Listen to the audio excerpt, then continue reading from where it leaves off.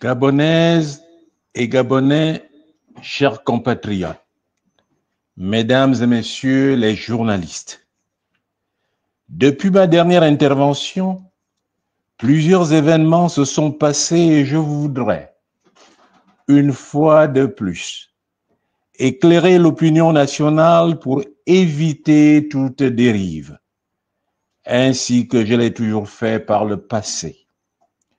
Aussi, l'objet de la présente prise de parole est-il de mettre en lumière certains de nos comportements et attitudes qui ont une implication directe malheureuse sur l'appréciation que nous faisons de l'état actuel de notre pays. Il s'agit par ailleurs et en conséquence de donner l'orientation que doit prendre désormais la lutte pour une victoire finale toute proche. Pour ce qui est tout d'abord des attitudes et comportements d'un grand nombre de Gabonais, il est possible de les classer en 3 catégories distinctes. Premièrement, les comportements et attitudes des soutiens invétérés du putschiste en chef qui, aujourd'hui pour faire illusion et tenter de se dédouaner, se plaignent et s'étonnent curieusement de certains agissements et exactions de leur chef et de ses sbires.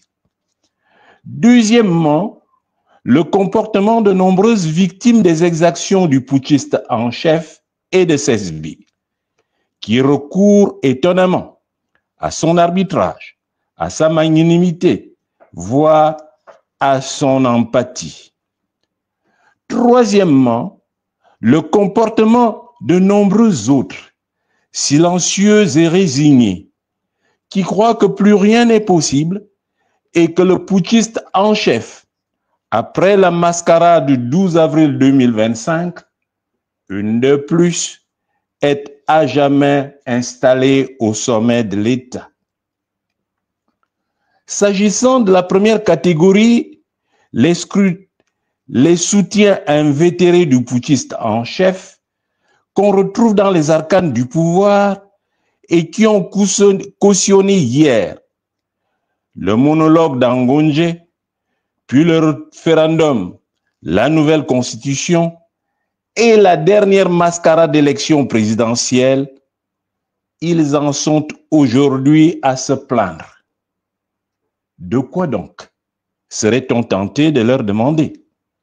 Leur comportement, du reste, calé sur celui du putschiste en chef, relève de ce qu'on a appelé le stakhanovisme, un zèle impénitent, doublé de la fuite en avant, où l'on croit, par le seul zèle, améliorer la productivité du travail et, dans le cas d'espèce, s'incruster au pouvoir ad vitam aeternam. À en croire que le soutien inconditionnel au putschiste en chef fait perdre le nord à plus d'un. En ce qui concerne la deuxième catégorie, formée des victimes des exactions du putschiste en chef et de ses sbires, il est étonnant de voir, ainsi que relevé plus haut, que de nombreuses victimes des déguerpissements et autres exactions du clan au pouvoir en sont à recourir à la magnanimité du putschiste en chef, leur bourreau. C'est la manifestation du syndrome de Stockholm. Quelqu'un qui voit toute sa vie détruite en une journée et qui continue à supplier son bourreau, à rechercher son amitié, sa sympathie et en avoir peur. De quoi peut-il encore avoir peur?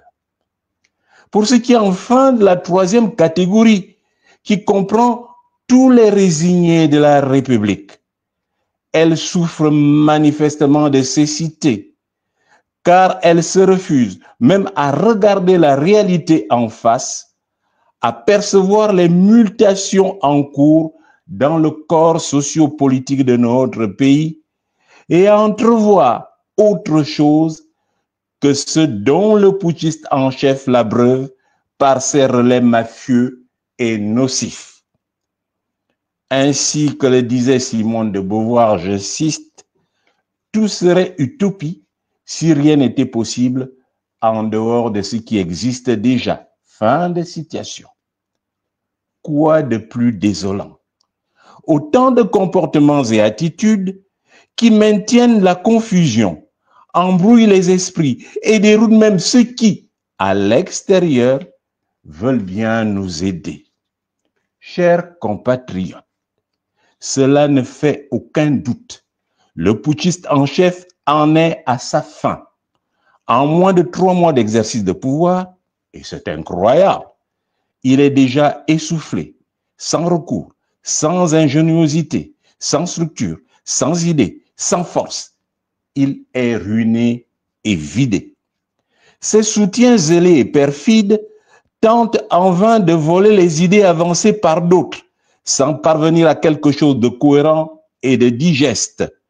La moutarde ne prend pas.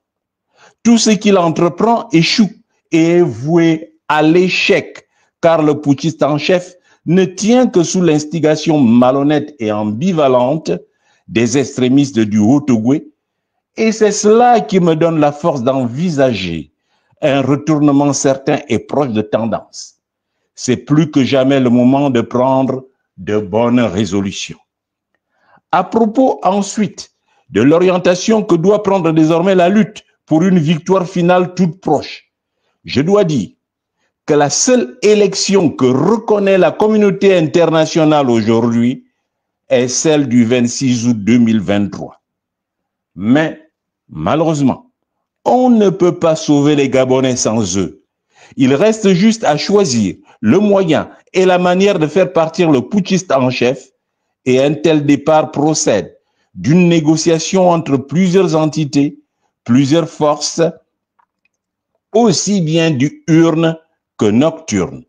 Mais son départ est acté. Nous en sommes là et c'est cela la vérité. Plus le putschiste en chef agira dans le bon sens, mieux il s'en sortira sans dégâts.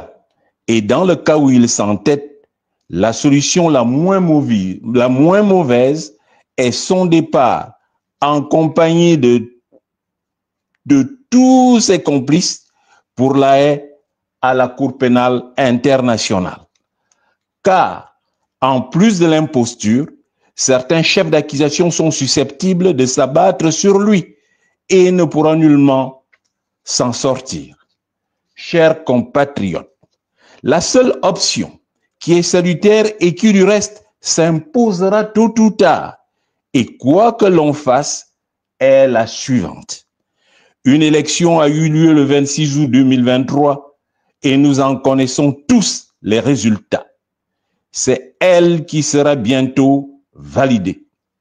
Je ne vous demande pas d'aller dans la rue, de céder à la provocation, mais de vous concentrer, autrement dit, vous interroger sur ce qu'il vous faut apporter individuellement et ou collectivement à notre nation pour qu'elle se relève.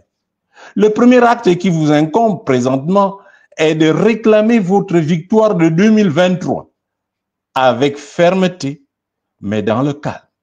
Certaines voix s'élèvent déjà, mais il en faut davantage pour changer complètement la donne. Tant notre pays est dans l'impasse, car désormais frappé et meurtri par le gangstérisme d'État savamment orchestré par le putschiste en chef et son clan. Le gangstérisme d'État revêt plusieurs formes au Gabon. On ne le dira jamais assez. Le Gabon n'est pas un État de droit, ni un État qui se veut de droit. Il est un État de non-droit et de déni de droit. Sous le PDG incarné par feu Omar Bongo Ondimba et par son fils Ali Bongo, régnait une dictature féroce et tous les apparats démocratiques dont le pouvoir s'était doté n'avaient jamais réussi à gommer sa vraie nature. Chers compatriotes, ayons le courage et surtout l'honnêteté de le reconnaître et de le dire. Notre pays est entre les mains d'un clan de pilleurs, pire, d'un conglomérat de mafieux obéissant à des intérêts malsains et décidés à édifier leur empire sur des champs de ruines. Seul le peuple gabonais peut mettre fin aux dérives et à la folie meurtrière du putschiste en chef. Le peuple doit faire preuve d'une détermination résolue pour le déboulonner pendant qu'il est temps et s'attaquer à l'essence du gangstérisme que l'on retrouve dans les élucubrations de certains politiciens qui recouvrent 3 dimensions. La première dimension est incarnée par des politiciens véreux que l'on retrouve au sommet de l'État. Les Gabonais se rendent compte aujourd'hui de la manière dont certains politiciens sont intouchables, ont un comportement luxueux, ostentatoire, face à la paupérisation croissante du peuple. Les membres du gang ont tous des droits sur les autres. Ils exproprient des biens et exigent des autres respect, honneur et considération. Le comportement ostentatoire, calqué des politiques, nourrit le rêve de certains jeunes qui se complaisent dans le gangstérisme. La deuxième dimension est traduite par diverses assistances dont bénéficient les gangsters de la part des politiciens au sommet de l'État qui, d'une part, encouragent et congratulent leurs actions et d'autre part, soutiennent particulièrement leurs discours tribalistes et sectaires, surtout en temps de campagne électorale. Le fait pour le putschiste en chef de favoriser les organisations informelles comme Osiman est la manifestation de la légalisation sociologique des gangs. La troisième et dernière dimension se trouve dans le rapport entre certains gangsters et certains politiciens. Il s'agit bien de la collaboration. Il en est ainsi de l'association Osiman qui donne naissance au clan des bâtisseurs, socle dans lequel peut se régénérer et se mouvoir le PDG moribond. Nous pouvons pour cela admettre que certains gangsters sont bel et bien au service des politiciens et sont par conséquent financés, voire protégés par ces derniers. Le comportement des gangsters, caractérisé par une insolente arrogance, un excès de zèle, la prétention de vouloir toujours continuer, les défis répétitifs lancés contre les forces vives de la nation et la banalisation des arrestations sont autant d'exemples qui confirment cette vérité. Une telle attitude d'obstination, jumelée à la politique de l'autruche, est non seulement répréhensible, mais constitue un pan essentiel du gangstérisme politique, préjudiciable à l'éclosion et au développement d'un véritable état de droit. C'est alors qu'il apparaît judicieux de s'attarder sur les raisons fondamentales qui poussent les tenants du pouvoir à soutenir certains gangsters. L'une des raisons, et peut-être la principale, est liée aux dividendes politiques que les gangsters peuvent apporter aux politiciens en mal de positionnement et de légitimité comme le putschiste en chef et ses ouailles. Un politicien mal en point peut, en manipulant les gangs, créer des désordres à même de troubler l'ordre public, bloquer l'appareil d'État et lui permettre de se maintenir au pouvoir par la terreur. Chers compatriotes, lentement, sûrement et dangereusement, le Gabon, notre pays, bascule dans l'anarchie, la violence et dans ce qu'elles ont de plus effroyable. Le Gabon du putschiste en chef se dirige inexorablement vers l'autoritarisme et pire encore, vers le totalitarisme, autrement dit, l'absence de légitimité des principes de souveraineté nationale et de souveraineté populaire. Alors que l'autoritarisme se caractérise par un pouvoir gouvernemental autrement concentré et centralisé, maintenu par la répression politique et l'exclusion par la force armée des challengeurs potentiels ou supposés, le totalitarisme est quant à lui l'expression d'un régime, système politique, où n'existe plus qu'un parti unique, n'admettant aucune opposition organisée et où l'État tente à exercer une mainmise sur la totalité des activités de la société. Chers compatriotes, Arrêtons de nous plaindre. Prenons la direction qui est salutaire pour notre pays. Que plusieurs voix s'élèvent pour un vrai retour à l'ordre constitutionnel qui n'est rien d'autre que la récupération de ce qui nous a été volé par le putschiste en chef et ses mentors. Qu'on arrête de nous distraire par des faux débats et de faux combats. Hasta la victoria siempre. Que Dieu bénisse notre pays, le Gabon. Je vous remercie.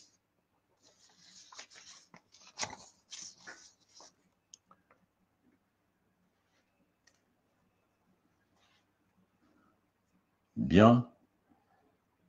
Comme cela a été indiqué, nous allons procéder, comme d'habitude, aux réponses aux questions qui me seront posées par des journalistes qui se situent dans le cadre de 3 volets. Le volet politique, le volet économique et le volet social. Je vous remercie et vous écoute.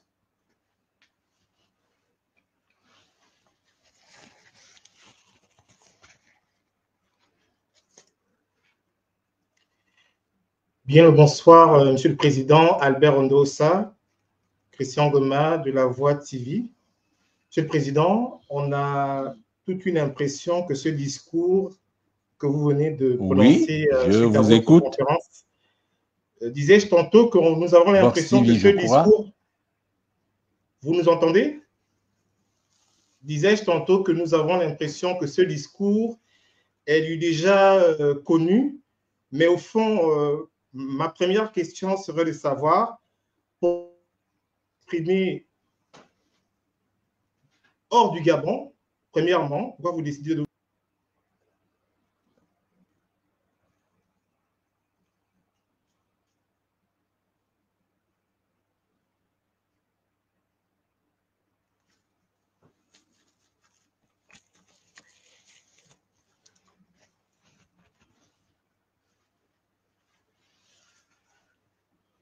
Oui, j'attends vos questions.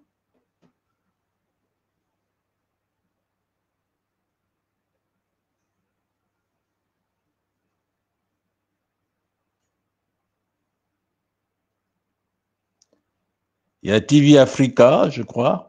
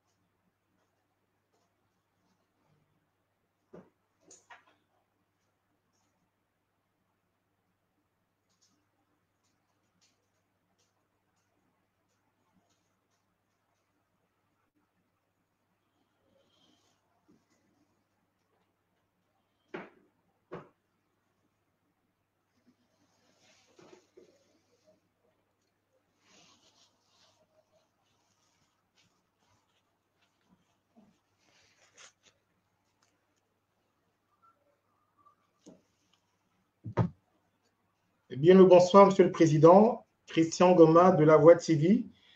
Ma première question concerne la forme de cette conférence.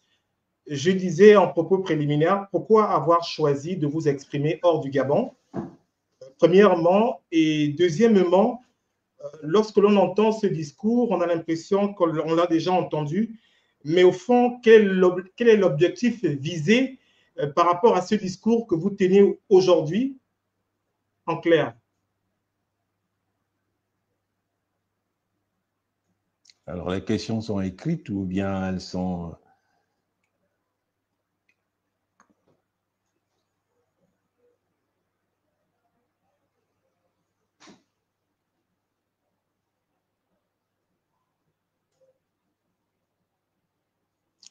Alors, Thomas Sankara, Qu'est-ce que j'attends concrètement du peuple gabonais d'une part et des autorités actuelles d'autre part? Je n'attends rien des autorités actuelles. Pour ce qui est des autorités, je leur dis une chose très très simple. Le putschiste en chef a le choix.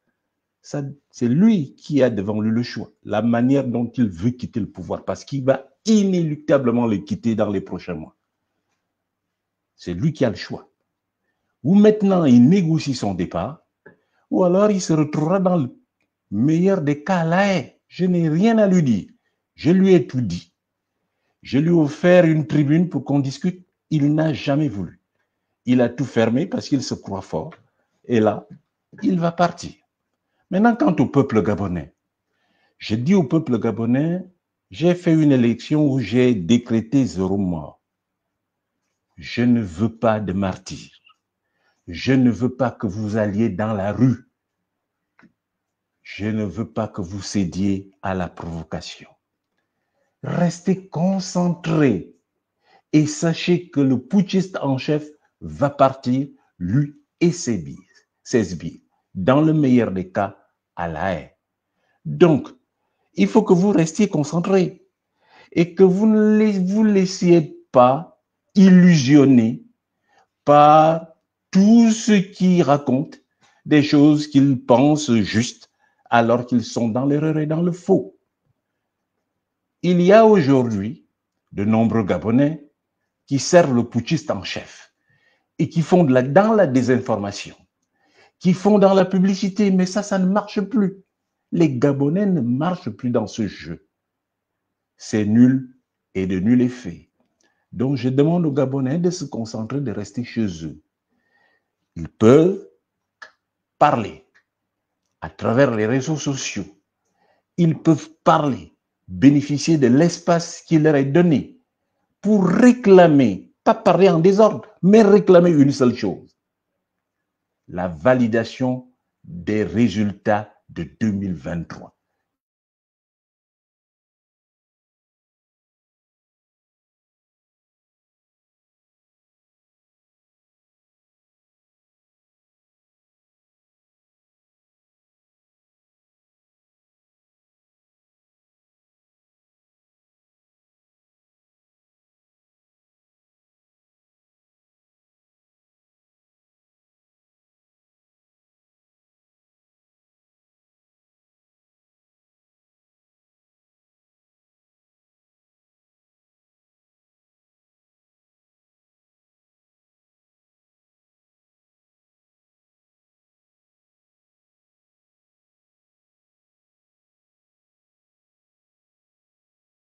Autre question?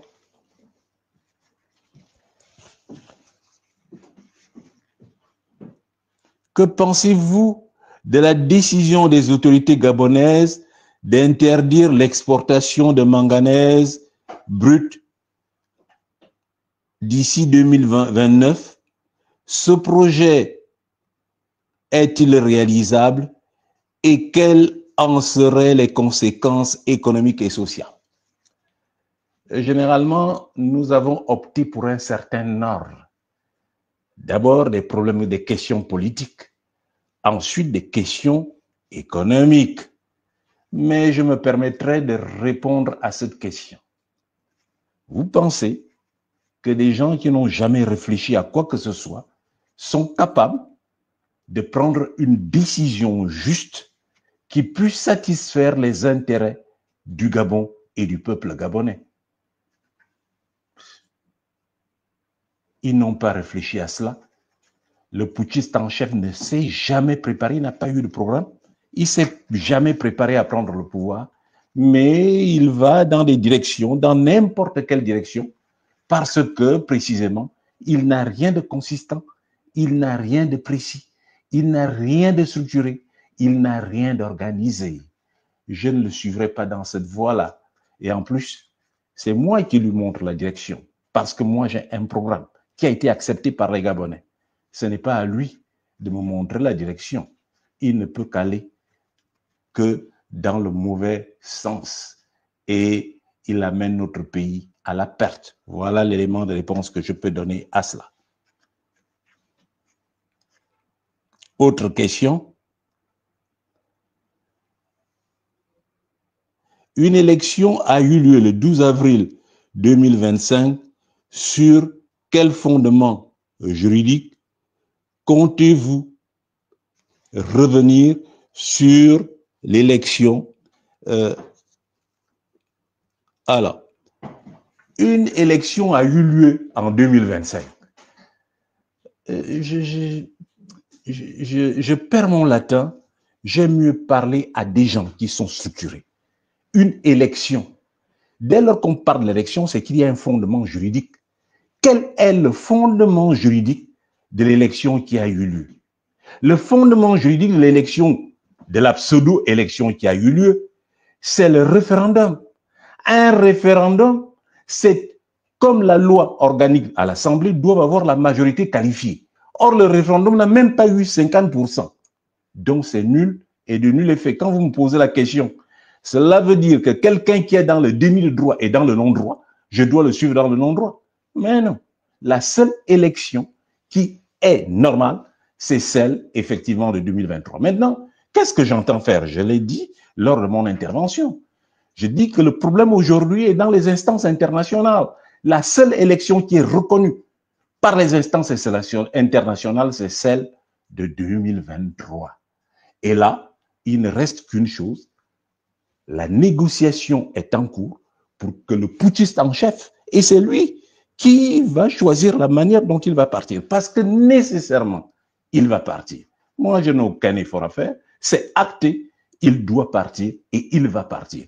Donc, la question que vous me posez, ce n'est pas une question de droit, parce que faire du non-droit et du déni de droit et vouloir effectivement légaliser ce qui est illégal, je trouve que précisément là, je perds mon latin en ce qui me concerne. Donc, l'élection du 12 avril 2025, elle n'est pas valide parce qu'elle n'a aucun fondement juridique. Voilà ce que je dis. C'est la fuite en avant. Et je l'ai qualifié lors de mon intervention. Merci.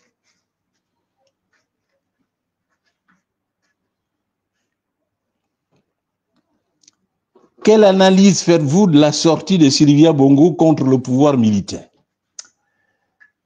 Généralement, ce type de questions, c'est des questions qui nous déroutent de l'essentiel.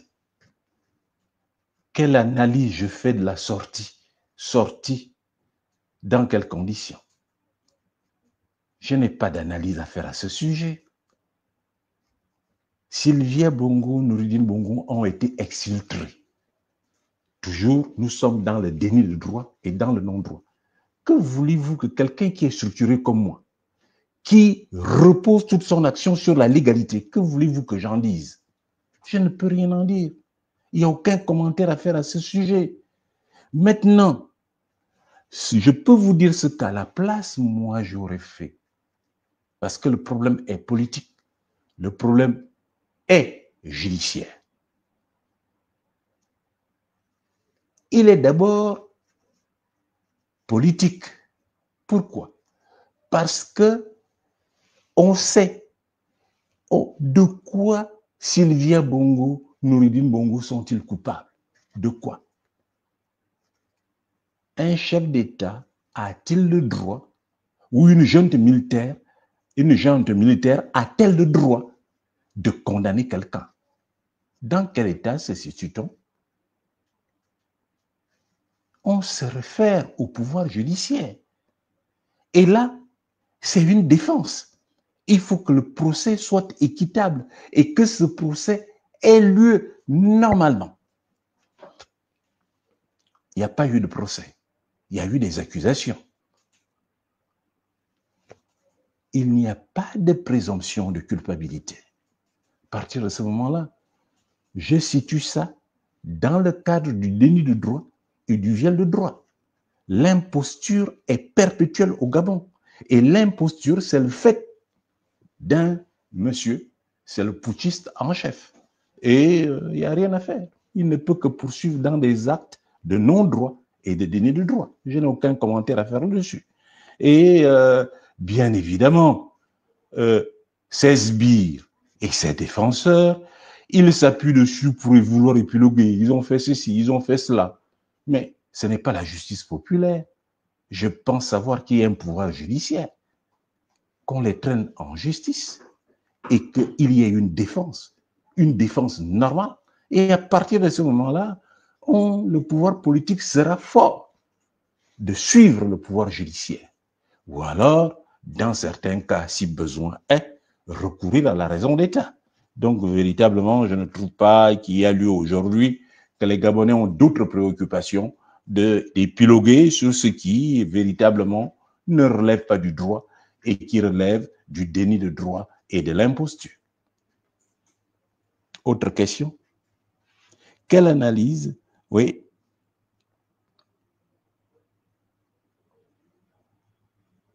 Autre question, s'il vous plaît.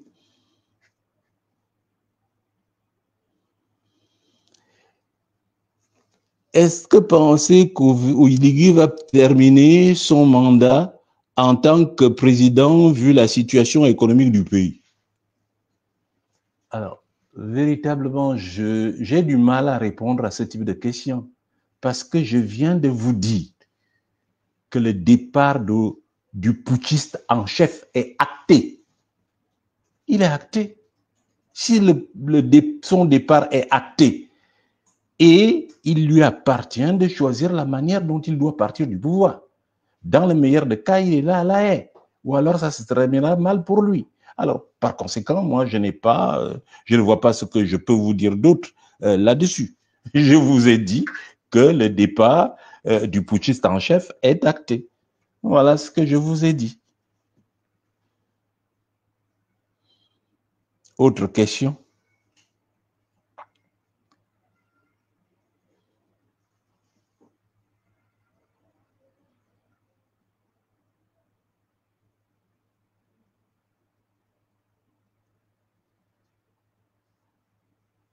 Êtes-vous soutenu par la communauté internationale? Est-ce que je suis soutenu par la communauté internationale? La communauté internationale est formée de pays en dehors du Gabon. D'abord les pays occidentaux, ensuite les pays de l'Est. Effectivement, les pays de l'Asie. C'est cela la communauté internationale. Est-ce que je suis soutenu? Si je n'étais pas soutenu, je ne parlerais pas avec assurance, monsieur. Je parle avec assurance et je vous dis que le départ du putschiste est acté. Lui, il n'est soutenu par personne. Il court derrière la reconnaissance, une reconnaissance qu'il n'a pas et qu'il n'aura pas. Voilà ce que je peux vous répondre. Merci.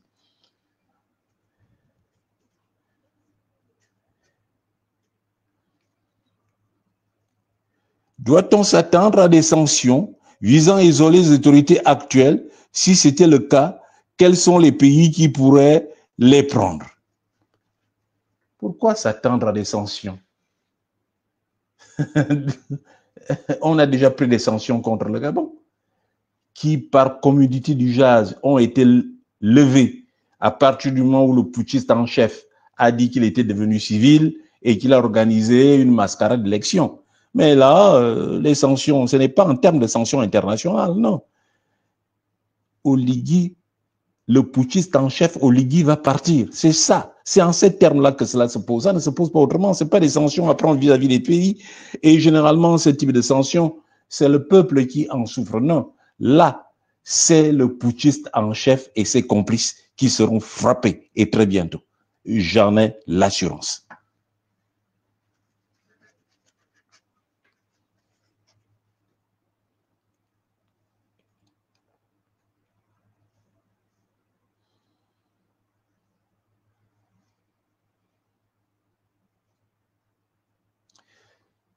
Ne pensez-vous pas devenir un Jean Ping bis qui a passé son temps à réclamer son élection sans succès? Monsieur Patrick Ndong. Généralement, quand vous posez des questions, cher ami, vous devez avoir l'intelligence de ce qui s'est fait par le passé. J'ai déjà répondu maintes fois à ces questions. Je ne suis pas un Jean Ping. Ping et moi, on est différents à tous égards. Je ne réclame pas ma victoire au Urbi et Torbi. Ce que je dis, c'est que la seule élection valable dans notre pays, c'est celle du 26 août 2023. C'est elle qui sera validée. Que Patrick Ndong le pense ou non, ça ne change rien à cette donne-là. Elle sera bientôt validée. Je ne suis pas pine. Je ne suis pas en train de chanter. Non. Je suis un homme déterminé qui sait ce qu'il fait, qui sait où il va, qui pose des actes, qui analyse, qui entre en contact avec ceux qui sont capables d'agir sur le Gabon. Et il n'y a aucun risque que je me mette à chanter main dans la main avec le putschiste en chef. Ça ne risque pas d'arriver. Il va partir. Voilà ce que je dis, M. Patrick Ndong. Essayez d'avoir effectivement en mémoire tout ce que j'ai dit par le passé qui doit vous éclairer. Ne vous laissez pas embobiner. Ouvrez vos oreilles et regardez comment le pays marche. Regardez comment les gens souffrent. Regardez comment vos compatriotes souffrent. C'est à cela qu'il faut s'attacher. Et c'est à cela que je suis attaché. Ce n'est pas une recherche personnelle d'aisance ou de pouvoir.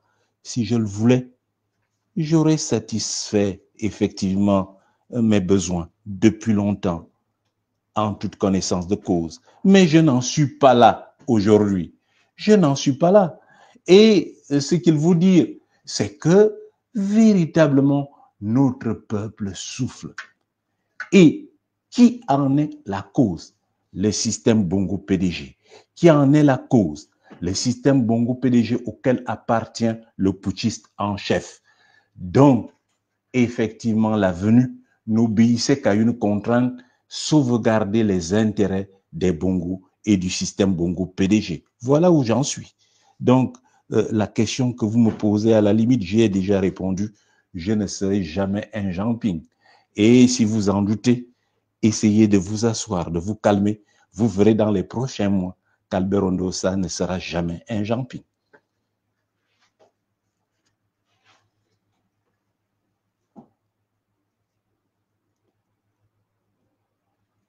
Mais sur quoi je m'appuie pour être sûr? Lorsque l'on sait qu'il est soutenu en partie par la France, il ne faut jamais aller dans des affirmations gratuites. Vous êtes au Gabon, moi je suis en France. Vous croyez être mieux placé que moi pour dire qu'il est soutenu par la France? Et sur quoi vous appuyez-vous? Monsieur Pacha Osé Malomba. Il faut prendre à tâche, reposer son point de vue sur la vérité et non sur des supposés. Nous faisons la différence. Et c'est ce que les gens, comme le putschiste en chef, qui ne sont pas instruits, qui ne se sont pas donné les moyens de comprendre, ils ne peuvent pas faire la différence entre la diplomatie, le langage diplomatique et le langage de vérité. Le langage diplomatique, c'est celui qu'on fait à travers les poignées de main, à travers les réceptions, à travers les photos, à travers effectivement tout le reste. Ça, oui. Mais le vrai langage, c'est lorsqu'il y a des tête-à-tête, c'est là qu'on vous dit la vérité. Et je suppose qu'on a dû dire la vérité au putschiste en chef aux États-Unis. Soyez-en sûrs. Donc, ne faites pas dans des affirmations gratuites, ce qui vous rendrait léger par rapport aux préoccupations qui sont sérieuses, celles de notre pays. Je vous remercie.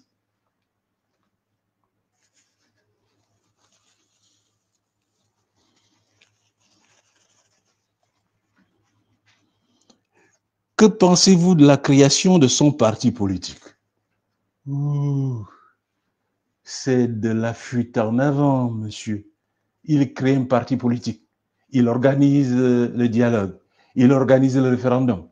Il organise l'élection présidentielle. Il organise ci, il organise ça. C'est de la fuite en avant. C'est ce que j'expliquais.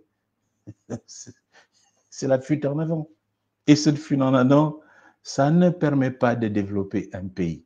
À un moment donné, cela vous rattrape. Et le putschiste en chef est aujourd'hui rattrapé. Ce n'est pas un parti qu'il doit créer, peut-être 10 partis, mais il n'y aura rien.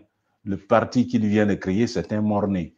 Donc, je ne m'intéresse pas à ça. Ce qui m'intéresse, c'est relever le Gabon pour que le Gabon, dans le concert des nations, occupe désormais sa place et que le Gabonais soit heureux de vivre chez lui. C'est ma préoccupation. Le reste, ça a peu d'intérêt pour moi. Merci.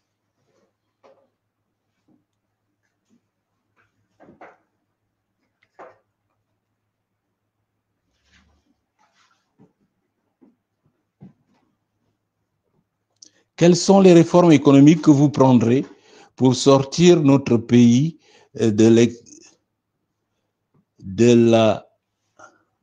une fois que vous serez président de la République gabonaise? Alors, quelles sont les réformes économiques que je prendrai? Je l'ai dit à plusieurs fois. J'ai présenté un programme aux Gabonais. Je l'ai présenté aux Gabonais et c'est sur la base de ce programme que j'ai été élu.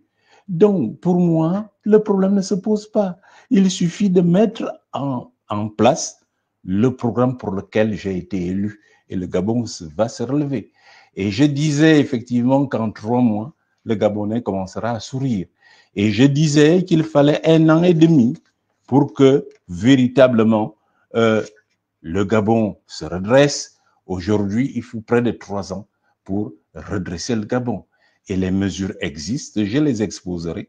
Maintenant, là n'est pas l'occasion d'exposer ces mesures. Je ne suis pas en campagne électorale d'une part. Et d'autre part, je dois vous dire que les pratiques des zélés au pouvoir, des zélés défenseurs du putschiste en chef, c'est qu'ils font effectivement de la copie. Ils vont enregistrer ce que je vais dire et ils vont faire de la mauvaise copie, c'est ce qu'ils essaient de faire. Parce qu'Ondossa a parlé, je donne des exemples, de social-démocratie. J'entends que la politique du parti qu'il crée, c'est la social-démocratie. Je suis sûr que Oligui Nguema ne connaît pas ce qu'on appelle la social-démocratie. C'est quelqu'un qui le lui a suggéré parce qu'il a pris ça dans Ondossa. Tout ce qu'Ondossa dit, il copie, ils essaient de mettre en place. Non, un pays ne se construit pas comme ça. C'est sur la base d'un programme. Et rassurez-vous, Ondossa a un programme qui a été exposé et qui a été accepté par les Gabonais. C'est ce programme que j'entends mettre en œuvre. Et il me faut peu de temps pour que le Gabonais commence à sourire. Voilà ce que je peux dire et vous répondre très courtoisement et très gentiment à cette question pertinente, même si elle n'est pas à propos. Est-ce qu'une priorité, l'armée française au Gabon empêcherait-il le Gabon d'évoluer? Alors, ce type de question également m'amène à m'interroger sur Marie-Louise Giraud. Alors, je ne sais pas si c'est véritablement votre nom. En quoi l'armée française empêche-t-il le Gabon d'évoluer? Je ne vois pas le rapport. Nous avons des accords de coopération militaire. Un accord se noue et se dénonce et se dénoue. Tant que ces accords ne sont pas dénoncés, il faut laisser les accords se prolonger jusqu'à ce que vous les dénonciez. Et pour les dénoncer, il faut déjà avoir un pays qui fonctionne selon les normes, interroger les forces vives de la nation, interroger la société civile, interroger le Parlement dans ses 2 composantes et interroger les collectivités locales, bien sûr.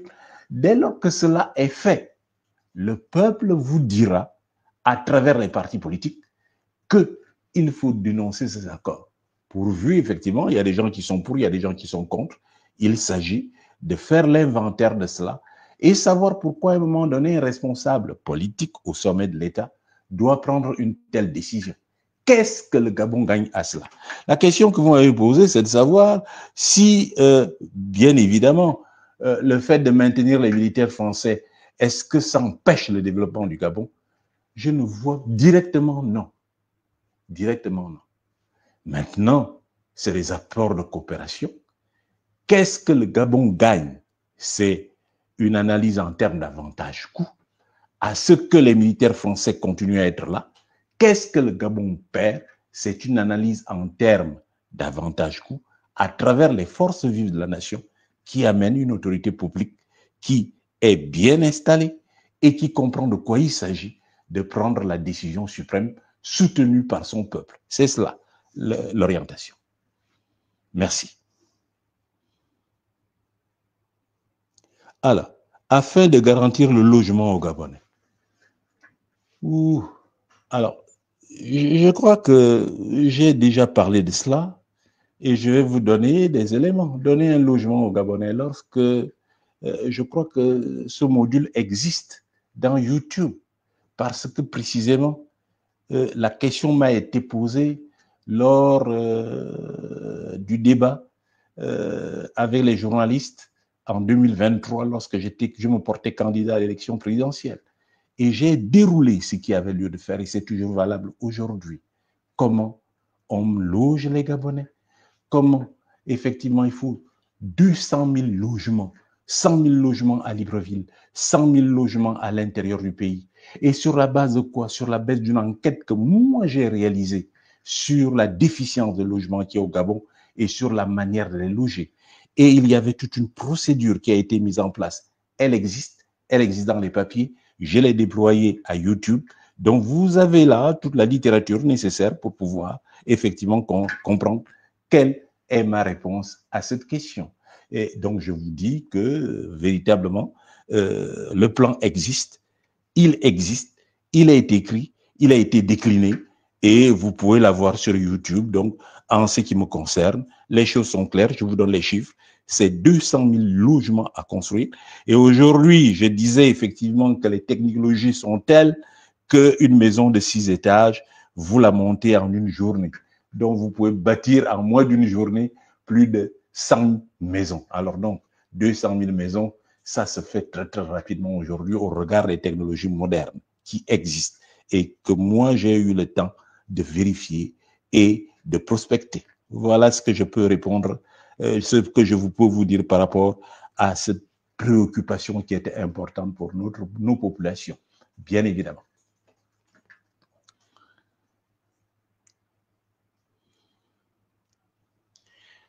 Bonsoir, Monsieur le Président. Alors, nous avons une question sur le fond. Parce qu'en clair, tout à l'heure, Monsieur le Président, vous nous entendez? Oui, je vous entends très bien. Alors, nous avons une question sur le fond parce que, disais-je tantôt tout à l'heure, ce format, ce discours, les Gabonais l'ont déjà quelque part entendu. Mais il y a que, aujourd'hui, on aimerait vous demander, au fond, quelle est la stratégie de façon factuelle que vous souhaitez adopter pour que les Gabonais puissent comprendre réellement votre message? Pourquoi je le dis? Parce que vous avez dit dans vos propos introductifs que les Gabonais sont, ma foi, concentrés sur autre chose et sont quelque part déçus. Je vais chuter en disant que ces mêmes Gabonais que vous dites qu'ils sont un tout petit peu déçus, ce sont les mêmes qu'on a vus courir, aller accueillir le président Brice Clotaire Oligui Nguema au motif que ce dernier a fait un exploit aux États-Unis. Comment clarifiez-vous cet acte pour les Gabonais que vous attendez qu'ils réagissent de façon pacifique ou autre? J'en ai terminé. C'est une très très belle question, mais je vous invite à faire vous-même l'analyse et à bien comprendre les choses telles qu'elles se passent. Il y a depuis longtemps dans notre pays une situation de fait. On a affamé le peuple gabonais.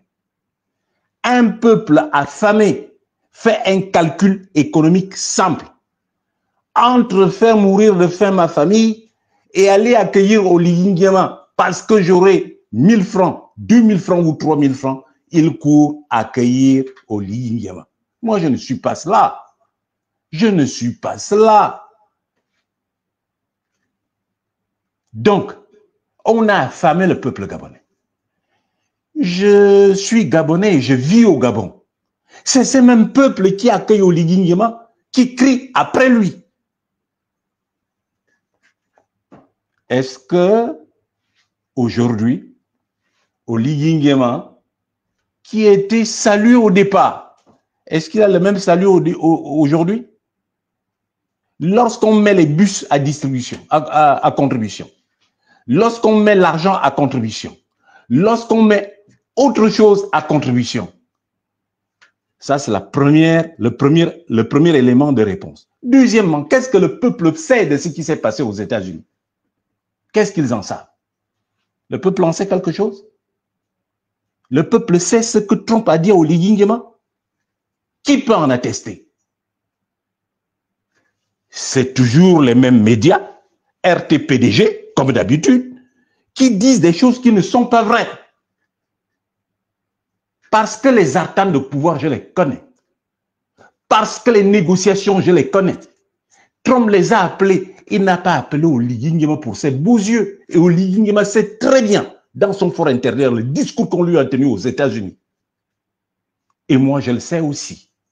Alors, quand le peuple va accueillir Oligui Nguema, ça fait partie de l'imposture. Voilà pourquoi je demande à ce peuple de se réveiller et de regarder ce qui est vrai, non les mirages qu'on lui présente. Oligui Nguema va avoir quel investissement des États-Unis? De qui? De qui? Sur quelle base? A-t-il un programme? Il va financer quoi? Sur quelle base? Sur la base de quel projet? Il a quel projet? Voilà la réalité. Mais nous nous mettons des œillères et ce que nous faisons très très souvent, c'est qu'on s'intéresse aux poignées de main. On s'intéresse au voyage, voilà pourquoi il a fait 10 000 voyages. Si je fais une analyse en termes d'avantage-coût, la somme des voyages qu'Oligui Nguema a fait, ce que ça a coûté à l'État par rapport à ce qu'il a ramené. Il a ramené quoi? On a vu quoi depuis 2 ans qu'il est là, à courir partout dans tous les pays du monde? Attendons voir. Moi, ce qui lui a été dit à la Maison-Blanche, je le sais. Et Oligui le sait aussi. C'est tout ce que j'ai à répondre. Et je sais que le peuple gabonais, une partie du peuple, effectivement, suit, parce que les gens ont faim, ils ont été affamés. Dès lors qu'on me dit, on me donne 1000 francs, c'est effectivement la réalité économique qui s'impose. Avec 1000 francs, je nourris ma famille pour un jour. Par conséquent, je vais accueillir Oligui Nguema. Ça ne porte pas à conséquence. Voilà la réalité. Et si on passe au bulletin de vote réel, Oligui Nguema ne représente pas 10% de notre population. Voilà ce que je dis. Autre question? Alors, nous avons une autre question avant de passer la main. Vu que vous clamez dans tous vos discours un retour à l'ordre constitutionnel, je m'en vais vous poser la question, Monsieur le Président. En cas de retour à l'ordre constitutionnel, seriez-vous favorable à une médiation internationale? Est-ce que je suis favorable à une médiation internationale?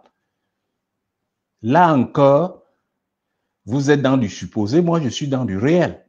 Je peux vous dire que les artifices, les éléments, les jalons de la négociation internationale ont cours. Et je vous en ai donné certains éléments. La négociation internationale va aboutir au départ d'Oligui Nguema. C'est à lui de choisir la manière dont il veut partir du pouvoir. Parce qu'il est dans l'illégalité absolue. Voilà ce que je peux vous dire. Le reste, ça fait partie du non-dit. J'en suis là et j'en reste là.